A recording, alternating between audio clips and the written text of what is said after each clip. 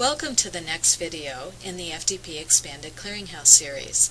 This video is how to publicly access a profile in the clearinghouse. It is not necessary for you or anyone else to have login rights in order to be able to achieve this function. This is how you can have anyone else of your subrecipients or a pass-through entity view your profile. There are two ways to get access to your profile.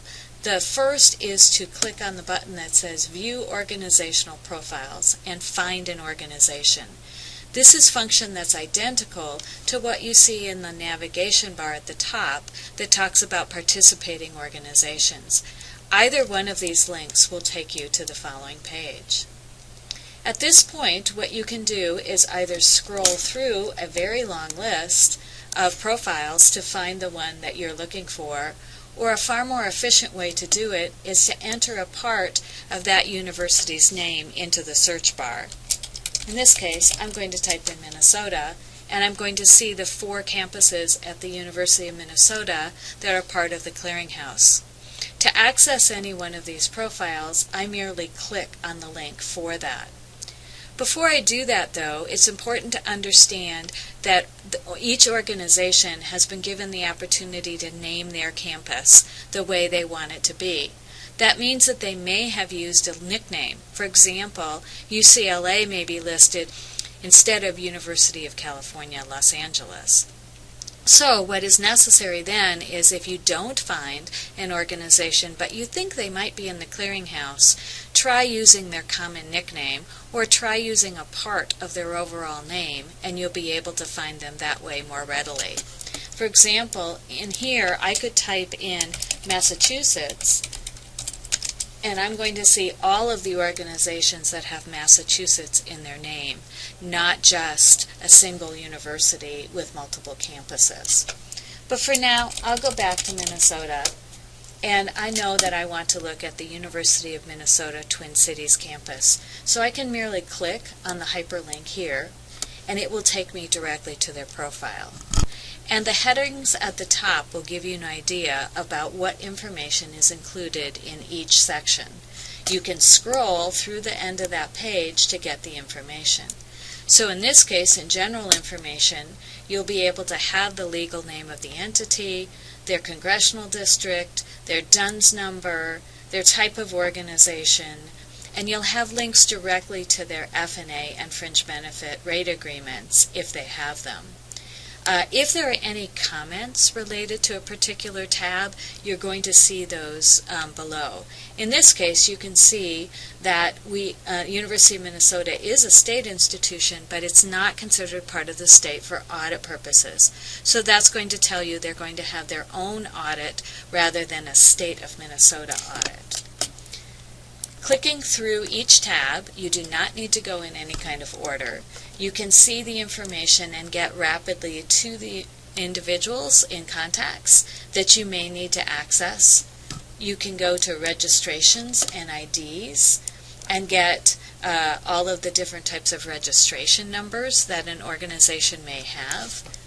You can go to their certifications and get information about their conflict of interest status and confirm their debarment and suspension status, for example. And again, you can scroll down to the bottom of these to see all of the information that's in those particular tabs. One of the tabs that we use very most frequently is the Audit tab. This tab will tell you their most recent audit. It will give you links to both their current audit and their past year's audit. And it will give you high-level information that you will want to have for risk assessment purposes about whether or not they had any audit findings or they had any material weaknesses. So this tab is very heavily used. It also has information for some organizations about other types of system reviews they've had, procurement system reviews, for example, or their estimating or billing system review.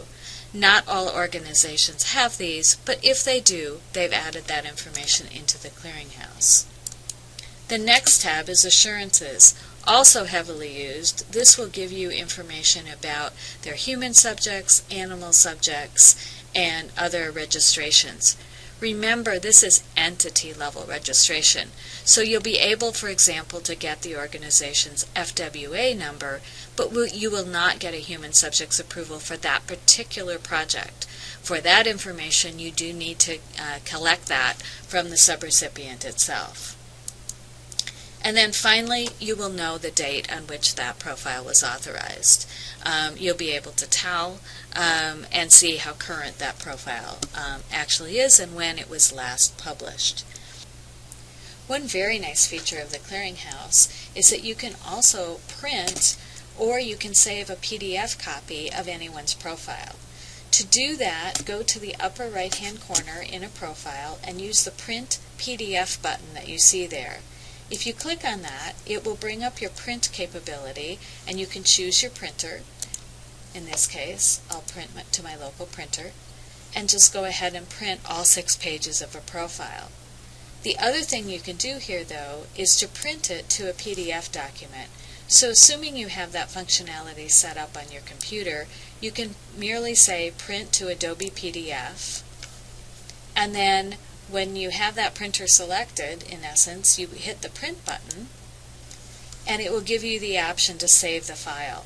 You can edit the name of this file. For example, I might want to say here, Minnesota, and the date, so I know whose profile I have, and save, and then I will have an electronic copy of that profile that I can put in my own record-keeping system. To exit, you simply get back out of this and go back to participating organizations, and you'll be out of the entire profile for that organization. Of course, you could re-enter it if you should need to go back into it at any time.